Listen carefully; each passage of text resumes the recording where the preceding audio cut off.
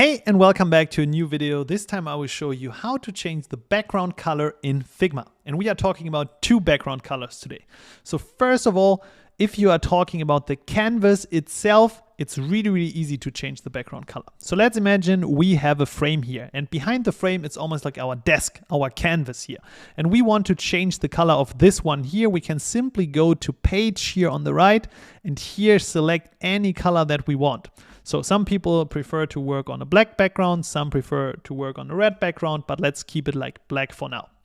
If we are talking about changing the color of a specific frame or an object, it's a little bit different. So we are clicking onto the frame itself, and then on the right, the fill panel opens up. And the fill panel here has a FFF, so that means white inside right now, and I can click on it and just freely select any color that I want to have.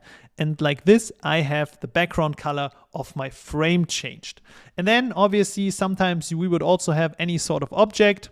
So I don't know, for example, a G here. We can also change the background color of the G just by going to the Fill tab. We can select green, and this is what it looks like.